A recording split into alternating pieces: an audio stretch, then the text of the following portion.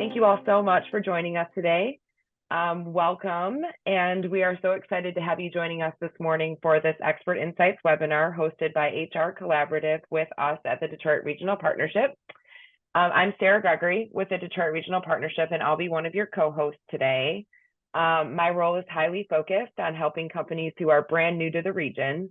I work for an organization in the Detroit Regional Partnership that works with companies to help them set up their next expansion or headquarters in Southeast Michigan. And I'll explain more about how we try and help these companies as we go through this session.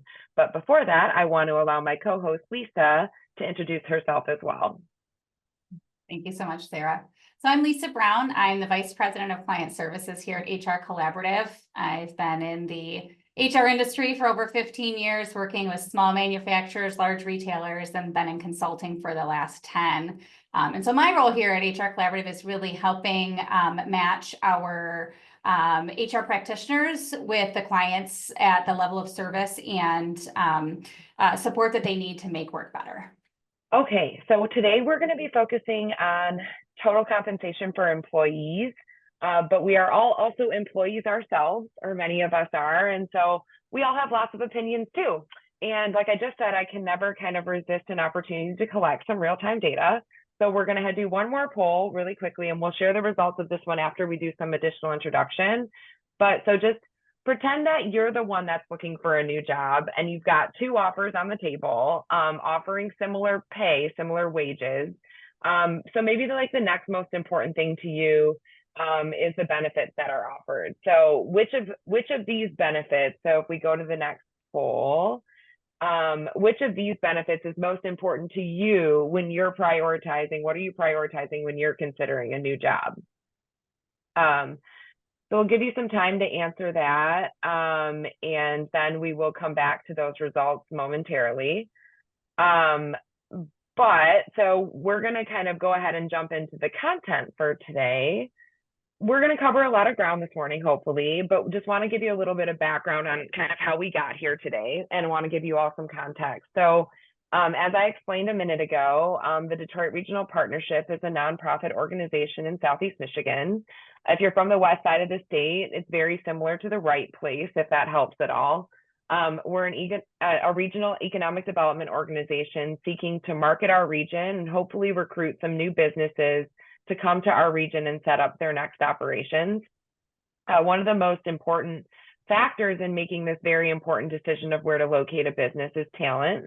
And so with that, we really want to make sure that we're helping companies understand our market with what we are calling expert insights and how they can best position themselves to compete for talent. So we have kind of a whole series of these planned, and not all of them are focused on talent, but about half of them will be.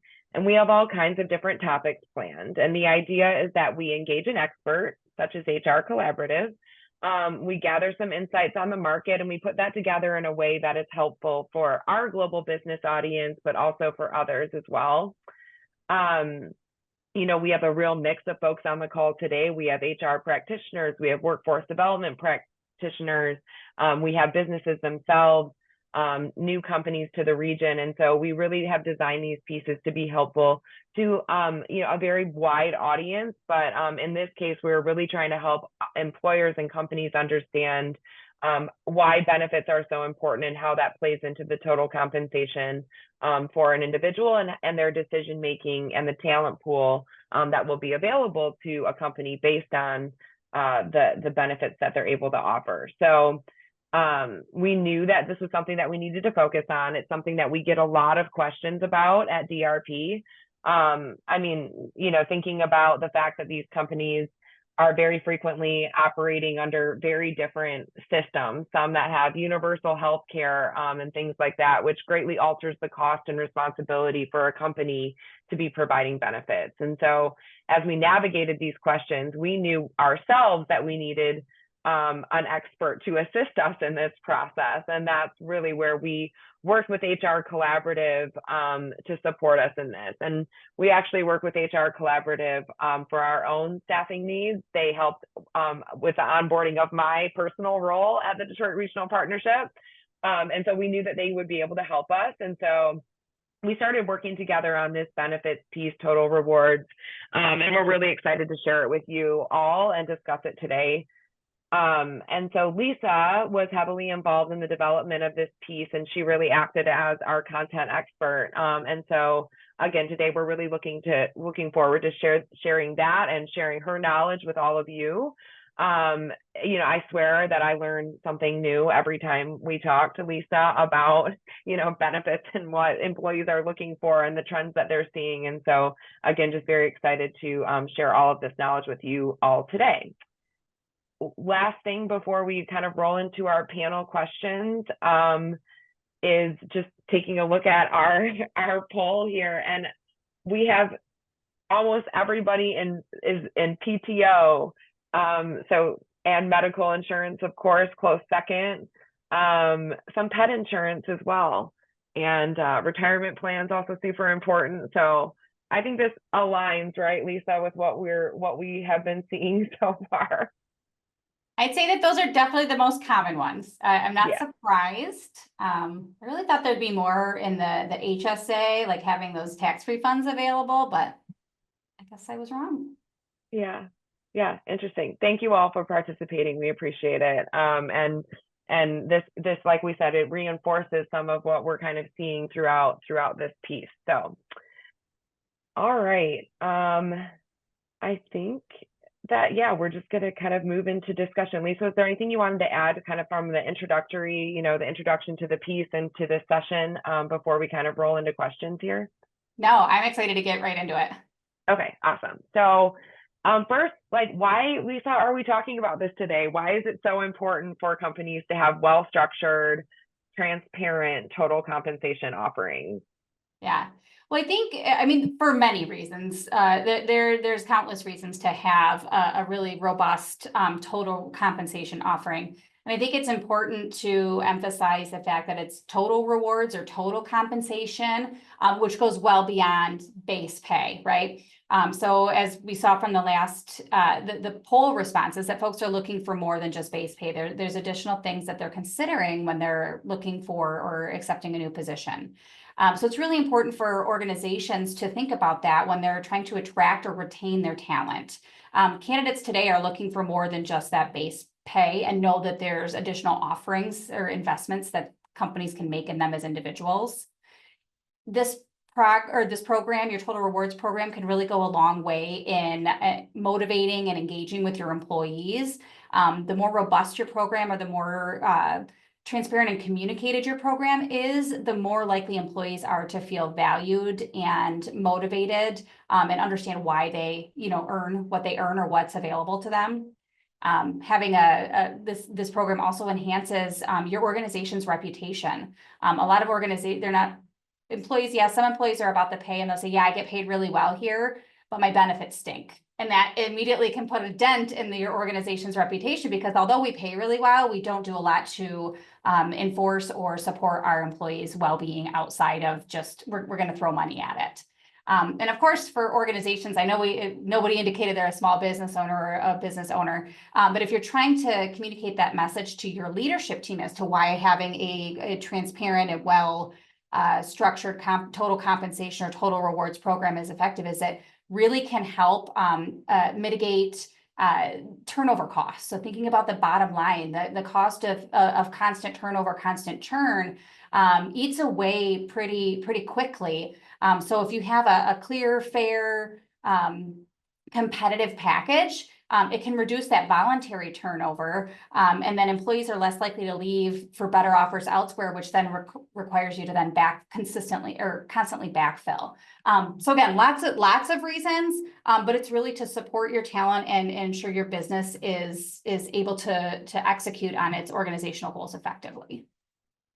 And you talked a little bit about this already, but if you can kind of key in a little bit on how it's important for these companies. I thought it was really interesting the last time we spoke, you talked about it's not just what they're offering, it's also how they're communicating that, specifically to their workers. And so any tips or thoughts around, how to best communicate this, where it's not a message of you are expensive, but instead like this is how we're supporting you.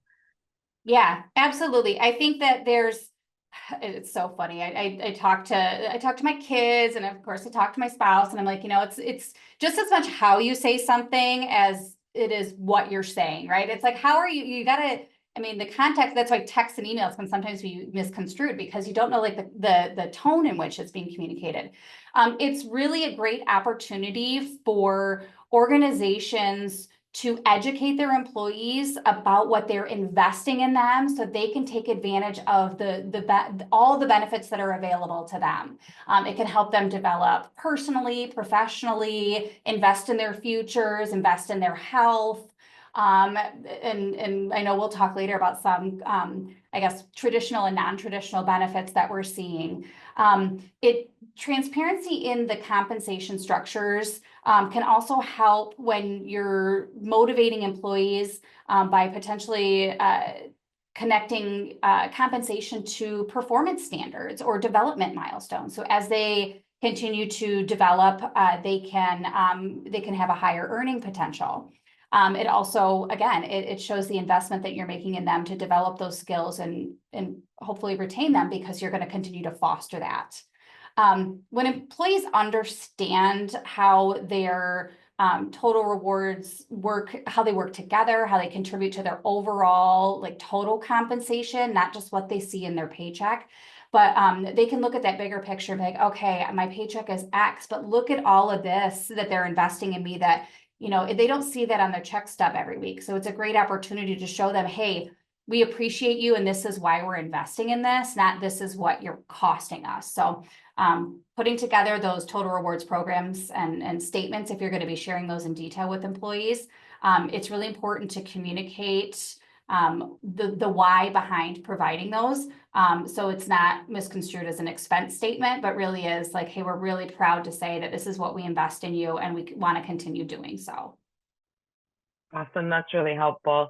And I think that kind of brings us to, a question about how companies can show their values and their own culture, and how that aligns to their ability to be able to attract talent. So, we have this very tight labor market and it's a competition out there. So when we think about how benefits like shape and reinforce a company's values, how do you see that affecting their ability to recruit talent? Yeah, so you want to really take a holistic approach to your compensation and benefits program, your total rewards program, right? You want to make sure that the benefits and compensation that you're offering are attractive or would be valued by your employee base. You also need to keep in mind that there's about 5 generations in the workforce right now. So what's important to somebody who's entering the workforce is likely vastly different than somebody who's looking to retirement in the near future. It's thinking about designing plans that employees can choose to participate in, like, having it available to employees so they can participate in the ones that they find most valuable at that phase in their life. I think a great example is marrying your compensation philosophy, so your approach to pay, inclusive of the benefits that are also available. So by having a competitive and a competitive compensation philosophy and a robust benefit offering where if I'm early in my career, I may need more in my base pay and potentially help paying off student loans or want to continue developing in my career. But I also want to buy my first house or pay off my car or make those first, big investments, as opposed to somebody who's looking forward to retiring in the next few years, where I really want to be able to, invest a lot of my income into a retirement plan or have my company match a certain percentage and make those types of benefits available. Or perhaps I have a family and I really want a well-rounded medical, dental, vision plan that's going to really take care of my family and their health needs, during this time. So thinking about developing the compensation program as well as those additional benefits and rewards that would be attractive to every generation that's in your workforce. Oh, Sarah, you're muted. Oh, yeah, sorry. Sorry about that. It was so important too. You guys missed it. No, no, I was just saying that no, in preparing for this webinar, we were talking a little bit about it's really important for companies to also think about the talent that they're trying to attract. And then, if it's not possible to do a customization of benefits, like maybe we're a small company, or we're not ready to be doing something where employees are able to customize, but thinking about what is the pool of talent? Like, are you hiring brand new students out of college that are, going to be more focused maybe on some of the things that you mentioned, Lisa, versus maybe putting so much in their healthcare? Maybe they want those flexible spending. So can you talk a little bit more about how people are thinking, or how companies should think about the workforce that they're trying to attract, and then aligning benefits kind of with what that population might want to see? Yeah, absolutely. So we're thinking about, those younger, the younger generations, like you had mentioned, college grads, those that are coming to, joining the workforce. You had some great examples. There's thinking about not just the population you have today, but the population that's going to be coming in. So if you have an aging workforce, maybe, we've been in, I think it's really popular in a lot of manufacturing settings, is that folks will come in and they work their way up through. Well, if you're looking at bringing in some engineers or some new grads, looking at what types of needs that demographic usually has. Are we looking at, do they likely have educational expenses that they're, student loans that they need forgiven, or that they need to contribute to? So maybe it's some sort of either reimbursement or assistance with student loan payment. Maybe it's some sort of monetary reward once they receive a certain certification or certain level, because that adds value to them at your organization, as well as helps them personally with, a financial dependency. If you're looking to hire positions that are maybe middle of the day, part-time, and the typical, the typical profile of an individual that would fit that would be a stay-at-home parent. Potentially their kids are in school. So are we offering benefits or a schedule that would flexibility in the schedule that would align with them being able to come in and work on a part-time or a fractional basis while still being able to meet their obligations at home? Others may need, may need a flexible shift because their spouse or another family gets the kids on the bus, but they have to get them off. So maybe having an early morning shift, from like 6 to 3 instead of a normal 9 to 5. Like 9 to 5 is not really normal anymore, I guess, but like the midday shift, like where there's core hours. So there are ways to design benefits or structure the way that you approach work and your benefits program to allow or to target or to provide attractive benefits to the workforce that you're looking to attract or bring into your organization. Yeah, for sure. That all makes a lot of sense. And I think it's just a different way to think about, the benefits that are being offered, and not just trying to standardize them for every single person that could be in the workforce today, but instead thinking about the talent pool that you as a company really, really need, and how can they then, really create packages that are most attractive to where those people are at in their life and in their career path. So I think that's really awesome. So we're going to do one more poll. We talked a little bit about how companies need to consider the talent that they're trying to attract. Oh, I'm sorry, this isn't a poll. This is just putting this in the chat. We wanted to dig in a little bit more about how companies can use talent, or can use benefits to attract talent.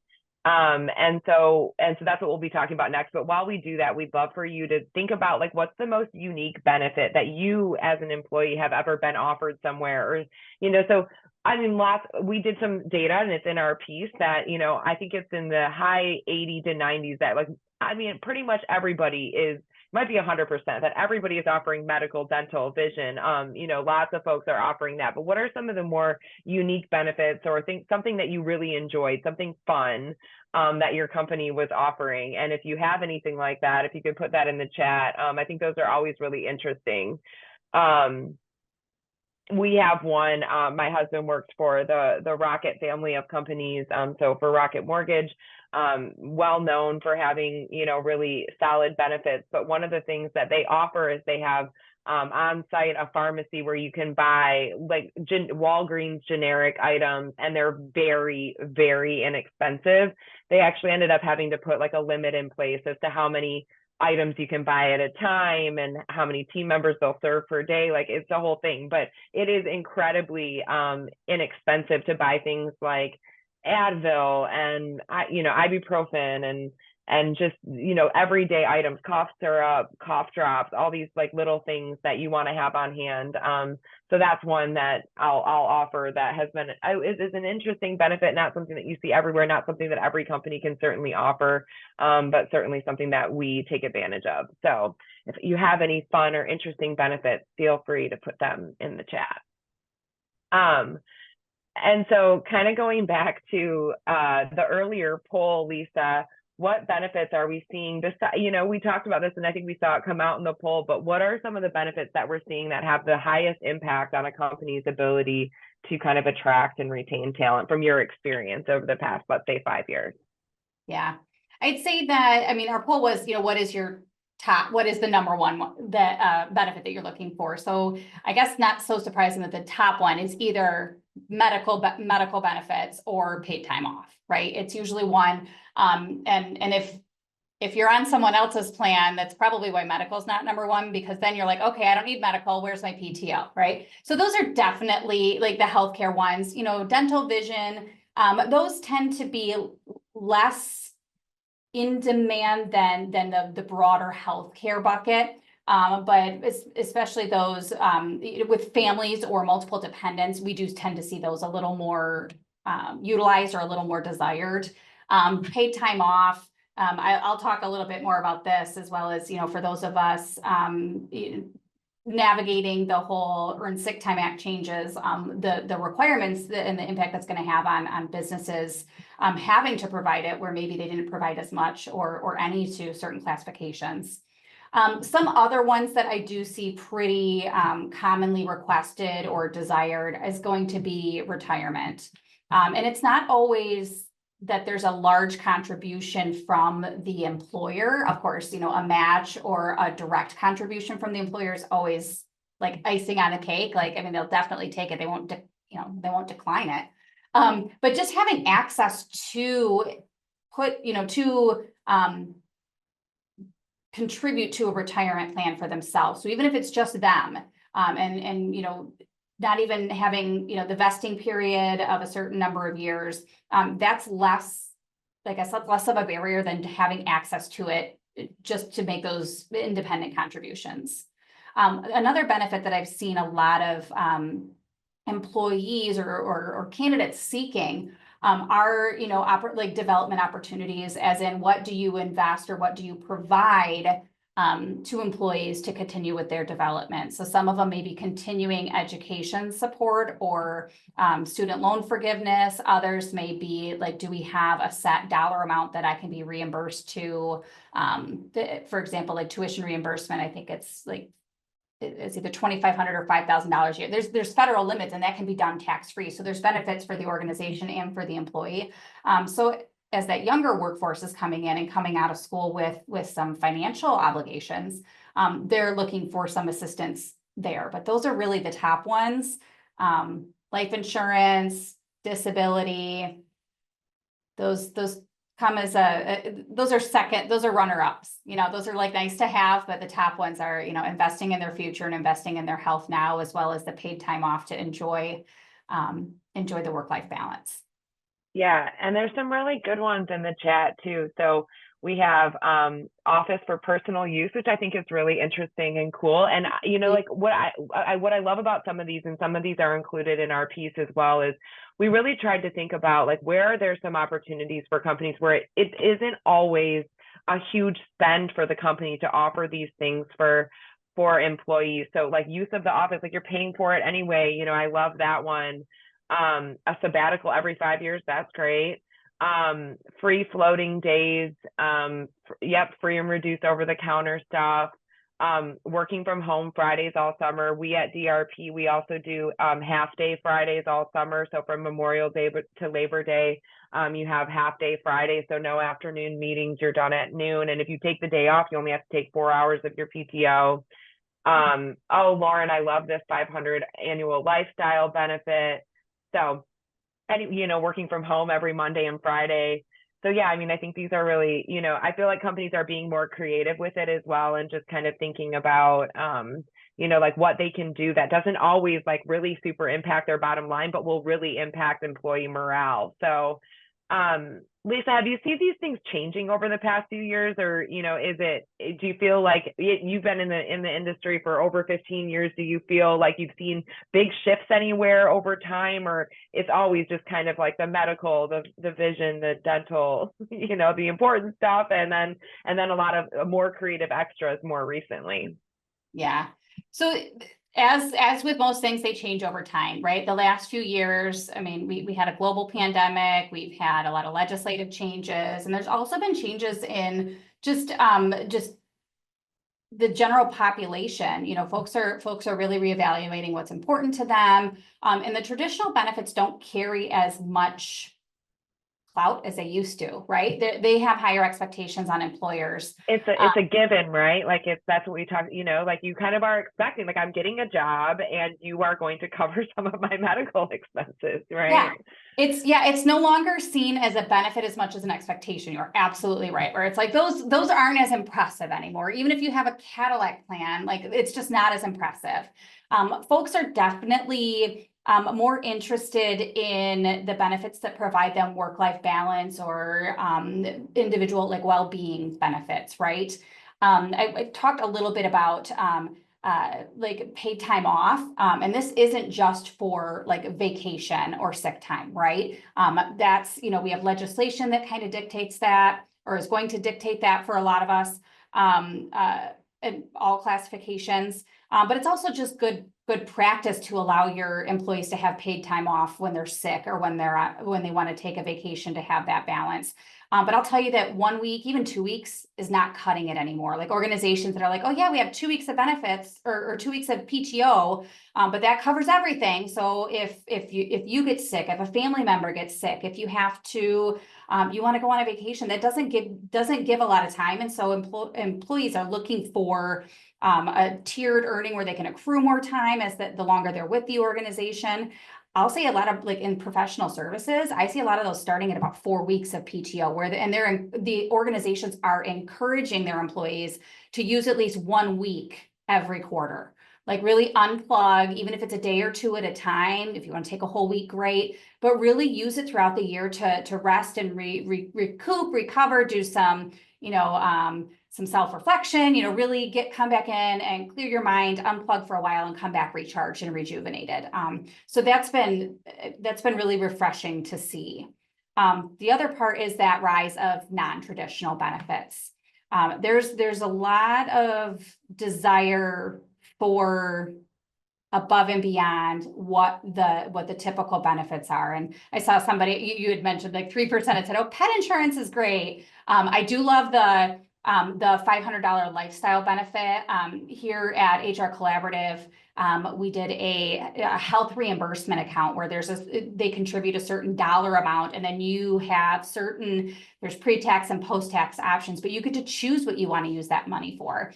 So you can put it towards like a HelloFresh or a food delivery or a meal delivery kit. So you can put it towards home office equipment updates. So you want to buy a new technology or new furniture for your office for when you're working from home. You could pay for a gym membership. So there was a whole list of different things that I could choose for myself what I wanted to spend that money on. It wasn't bucketed for me already. So that was really cool when we started doing that. Some of the other, I don't want to miss on PTO. So paid time off, sick, and personal or vacation time. But there's also a rise in expectation that there's paid time off for other life situations, parental leave. So if we're adding to our family by birth or by adoption or by fostering, having organizations provide time to bond with your new family member. There's also this is both for birthing and non-birthing parents, right? A lot of times like, oh, it's maternity leave, you get FMLA. FMLA is only for, employers of 50 or more employees, and it's not paid. How are we taking care of our employees when they are, trying to take care of their family? Employees also want time off for volunteer opportunities. I know organizations that give 8 hours or 16 hours a quarter for employees to be paid their salary, but to take the day to go volunteer at an organization that's important to them. There's also, the expectation of paid time off for just again, well-being. So if you need a leave of absence for any particular reason, is there an option to pay all or a portion of that time off so they can get themselves back in or their family member back into a good state of physical, mental, or emotional stability? So there's employees are looking for some support from their organizations to help them in multiple aspects of their life, not just in what they can contribute to the organization. The rise of non-traditional benefits. ADP did a study earlier this year asking for what are the non-traditional benefits that are most desirable for you? The one that kind of rose to the top with about 2/3 of folks, this is really funny to me. The first one is elder care or child care. So having some support or available child care to them, and tied with that is free food at the work site. I joke about that, but that can be really inexpensive, but people really do enjoy that. So you forget your lunch, or you're like, oh my gosh, it's 3 o'clock. I need some sugar to keep me going through the day. We do it here at HR Collaborative, and I tell you, the snack drawer is the hit of the office sometimes, because we just need that pick me up, or we needed that. We needed that cup of coffee and that granola bar to really keep us going for the day. And it really does go a long way. And I'd like to think that it's a fairly inexpensive investment compared to the other benefits you can offer. Again, we talked about some of the other non-traditional ones, or ones that haven't been as popular. There's the student loan repayment. That's got a pretty high, about 63% of folks looking for that. Matching charitable contributions. So again, time for volunteering, as well as, hey, if I make a contribution to a nonprofit that's near and dear to me, does my organization match that contribution? And then pet insurance still made that list, of course, because a lot of us, not only do we have human families, but we have fur family members, right? And we want to take care of them and have, make sure that they have a nice, a good life as well. Yeah. Yeah, and I think it's so interesting, the free food on site, we can definitely relate to that. Our office has been under construction, and I miss our snack selection, and it's like 3 o'clock. I'm like, I don't have anything good at my house. Yeah. And then I know someone on the call, Lauren, I think this was you, from Cabot. She said that they had Coke and Diet Coke, and they started offering Coke Zero, and this was like this thing, like that was what the employees they were so happy, like all they wanted was some Coke Zero. And so I think it's really interesting, to be creative and be thinking about like what is your staff really value and look for and to be supported in. And I do want to lift up that childcare thing as well. This is something that is a huge struggle in Southeast Michigan. There aren't enough seats. It's really expensive. There's a whole host of problems related to childcare. But I mean, if employers in any way can support single parents, especially with getting childcare coverage, that's going to be something that will be very attractive, and will also open up an entire new talent pool for you. When we're thinking about working parents or single parents, which there are a very huge percent of in the Detroit region. And so thinking about how to support those employees, and like you mentioned earlier, Lisa, doing some of those shift changes that also support those employees. So that's just a timing thing, but being able to do that and be there for employees that need to do school drop off or pick up themselves, or they're either single parent or working parents with another working parent that also can't make that drop off or pick up. And so it is hugely important, and we've really seen that it opens up another. We had a company that we were working with that they were able to recruit, I think like it was something like 33% more women, because they were able to offer this shift change. And so just thinking about those things and being really thoughtful about it will actually help to expand the talent pool. So let's talk a little bit more about that, Lisa. How can companies stay competitive in their total compensation offerings? Like, how do you know what's going on? How do you know that mental health is becoming more important and, a week of PTO doesn't cut it? And outside of attending a webinar like this, like, how does one stay kind of on top of the trends and what they should be offering in the market? Yeah, I definitely encourage our clients to leverage their network. Who do you know? Ask other just anecdotally, what is your organization offering? What are you doing? Absolutely subscribe to the free newsletters and information that's available. HR Collaborative, we publish a weekly newsletter that keeps on top of those more common things. And all of there's a lot of free information that's out there. Just make sure that it's targeted at the compensation, the benefits, the areas that you're trying to maintain and stay on top of.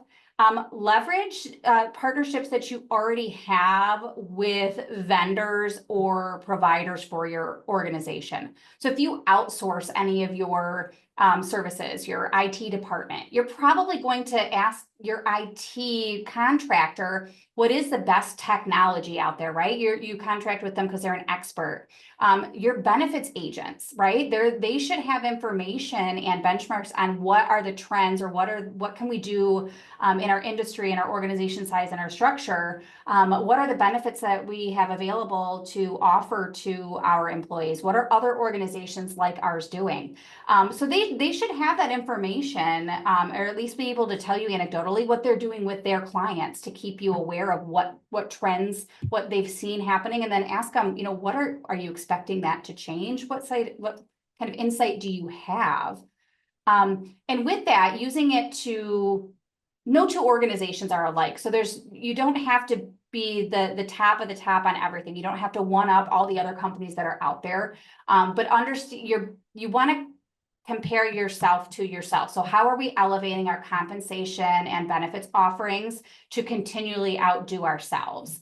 So making sure that we're offering those, our approach to compensation and benefits are continually improving and not necessarily in what they cost us or what they cost employees, but the value that employees place on those and how utilized they are. So utilization of your employee utilization of those benefits is a really good indicator as to how they value those or how valuable they are to your employees. And I'd say that that's probably a really good way to measure how competitive or how desirable your total compensation package really is. Yeah, and I mean, some of these things though might be harder to get utilization on, like the snacks in the office. So you had also recommended, because we want to have like a checkout, or whatever. Snack inventory. Yeah, no inventory. So, but yeah, I mean, you talked a little bit too in the past about how like surveying employees, just ask them, right? Like just ask them what they want and what they value and what they find interesting and good about their benefits. Absolutely. I think so many organizations are trying to guess, and it's just ask them, send out a survey, have a conversation with your employees. 9 times out of 10, they probably want to tell you already, but they're like, I don't know if it's my place to tell them what I want for benefits. So let's figure out, make it easy for them and be like, hey, we'd love to hear from you. What would be attractive to you? You guys all answered the poll today. It's really that simple. Yeah. So what do you think, I mean, we'll do this pretty quickly, but what do you think are some challenges that employers experience in trying to set up these quality benefits or trying to understand their staff and what they might want? Yeah, and this is a great question because some organizations, if they don't have the finances to invest in a really robust benefit offering or multiple benefits, right? It's really being cognizant of what you're spending your money on and making sure that you're investing in those benefits that are going to have the greatest impact or greatest value to your employees. They don't always have to be large financial obligations from your organization, but if you can help communicate why you selected the benefits you did and the intent behind that, it really goes a long way with your employees understanding how these decisions are made. And you can have a philosophy that's more aggressive than what you can actually execute on today, knowing that your goal is to get to X point, and this is what we're going to do to get there. Employees are much more engaged and willing and motivated to contribute to the success of your organization, knowing that that's coming down the pike.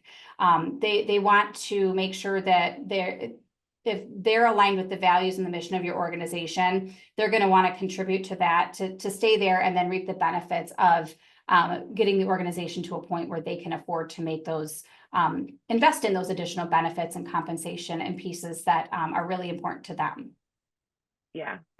Yeah, and we just think this is so important. You know, we know that, again, it's a tight labor market. We really want to help employers understand, you know, what do these populations want to see, and what do they need as well in order to kind of get to work on time, get to work consistently. And then again, you know, and being able to do that, in some cases, it'll open up a whole new talent pool for companies that maybe weren't able to access a pool of talent before, but by offering, you know, whether that's a rideshare program or a bike program, or something that can support employees in specific ways, again, can kind of help to reach to a talent pool that maybe wouldn't have had the option otherwise. Same with those kind of like single parent type, or even if you are, in a couple parent relationship, but that those childcare asks and things like that are really huge, I think, for employees, and really understanding like what are those needs from your staff and the staff that you're trying to seek, and then how can there be a support. And I was also going to say too that, to your point around the financial contribution, there are also some programs out there that can support employers in this as well. TriShare is an example that kind of can support on that childcare angle. And so, really being aware of the resources that are available in the state and in the community to support and creating these really good jobs that people, are excited about and will put in the chat that they have a great benefit that their company is offering. So, yeah.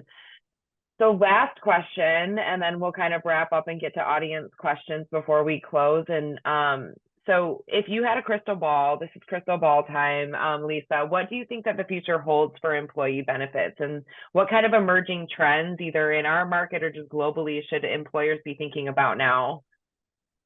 I wish I had that crystal ball, Sarah. I would be invaluable to organizations as a consultant if I had that crystal ball and could tell them what the future holds. But I think that's probably the biggest takeaway here, is that there is no crystal ball, right? And every organization is different. What I really think can be of benefit to organizations is partnering with organizations that are experts in this area. So whether it be, really vetting your benefits broker, your 401k, retirement advisor, any of your functions that are outsourced, whether it be IT, finance, human resources, right? There are networks and communities of experts in these areas that if you're connected to, or you have a portion of your organization outsourced to already or are looking to do, they can provide that, I guess the current trends or the anticipated trends in their area of expertise to help you prepare for that. I also think it's really important for organizations to understand, and I know that half the folks on this call here are in the HR department, that compensation and benefits are not just an HR thing, right?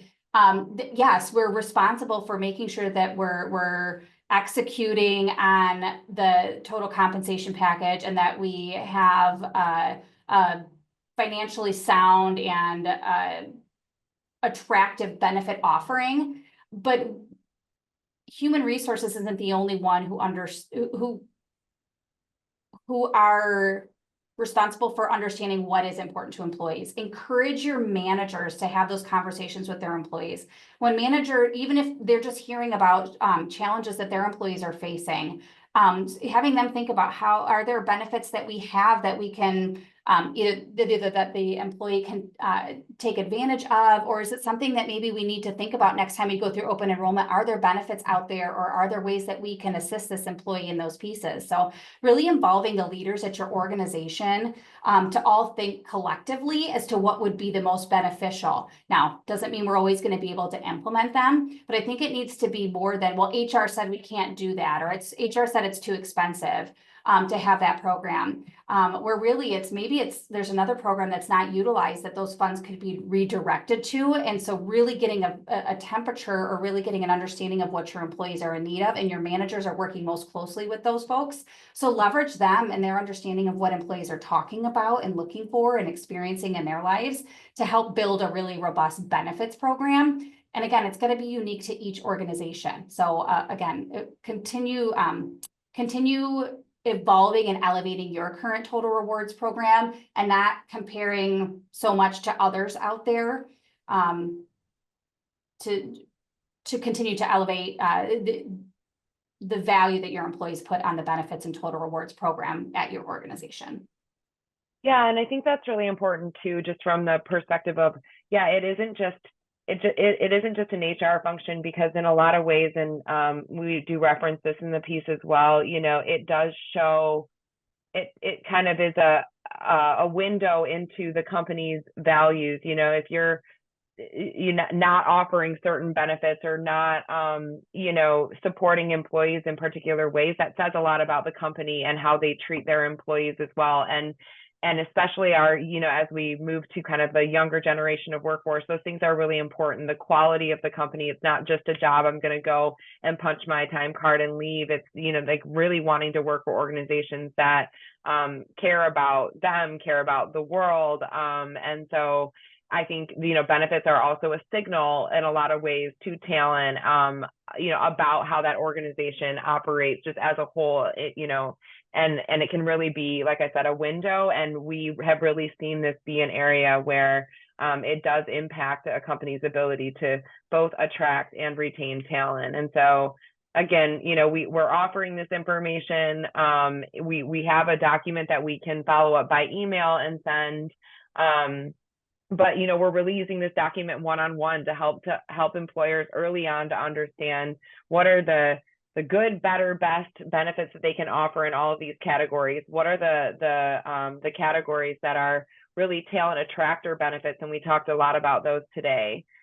So we really want to make sure that as DRP brings new employers into the region, that we're helping employers to both understand these trends and create jobs that are going to be attractive. And then obviously for the broader ecosystem as well, this information is super useful to just kind of keep benchmarking, keep understanding where there are trends and what it makes sense to do as a company to be most competitive for talent and to use benefits to do that. So we have a piece that we're happy to share. But I think with that, we will move to audience questions in the last few minutes here. I know there's one in the chat, Lisa. I don't know if you can you see it? Yeah, absolutely. And I just want to echo what Maureen put in the comments or in the chat. Yes, absolutely. Have high expectations of your brokers. If they're telling you that you should go with them to leverage their services and their expertise, they should be bringing you trends, thoughts, ideas for your planning. They should be your partner. And if they're not, then it may be time to start looking at those that will be, because they're out there. Shruti, very challenging question. So we do hear a lot of folks or a lot of companies that have gone to the unlimited time off, or hey, real quick, Lisa, I don't think the rest of the audience could see the question. So if you don't mind also referencing what the question was, that would be great. Oh, yes. So the question that Shruti had put in the Q&A, so it's a dual question related to military leave and unlimited or flexible time off. So really not having a bucket. And the question is around, under federal leave, you don't have to pay for employees to have military leave, but you have to grant the time off unpaid, and it's job protected. However, if you do offer pay time off, they should be eligible to use any time they've accrued towards their leave. And the question is, how do you manage this if you have unlimited or flexible time off? And can you set limits on how much flexible time they can use towards their military leave? Of course, understanding that different states have different rules, but let's just highly generalize it here. This, I would say, Shruti, this is one of the cautions I give to clients when they're considering putting an unlimited paid time off or unlimited or flexible time off program in place, is that it's going to be very difficult to reinforce or to limit that if you're saying it is unlimited. You can have what I've seen organizations do is that if the parameters are, it's unlimited time off unless your performance is impacted, and then it can be restricted. If you're going to go as extreme to have that unlimited time off, and make it, the intent of it is to make it really administratively easy, right? Where we don't have to then do all the tracking and such. When you have the military time off, this may be an opportunity to have an asterisk, or you may have to start thinking about what types of leaves we may have to limit because of X, Y, or Z. I'd say if it's however it's written today, if you're running into this situation, is we want to honor it the way that it's written, and we can, you can make an adjustment going forward. It may be difficult to offer that for an extended period of time if there's work that's not being done. If it's a 2-week military leave, and they do it, every so often, that's a lot easier than if they're being deployed for 2 years, right? We can't continue, financially, can we support this? So it's one of the cautions on that unlimited paid time off policy. So thinking about how we can still offer great flexibility while still having some control, maybe putting some guardrails in place. Thank you. Any other questions from the audience? You can put them in the chat. Cell phone and parking reimbursement. Employees want it, but it's expensive. Yeah, cell phone reimbursement or technology reimbursement. I do see common parking reimbursement for work-related activities, or if you're working in a location that requires you to pay for parking. I get that. Those would be nice perks, especially if you're if you're working for an organization where you're having to leverage both of those for work. I think that's a great benefit for employers to offer. It does add up quickly though, depending on where you're headquartered or what those costs are.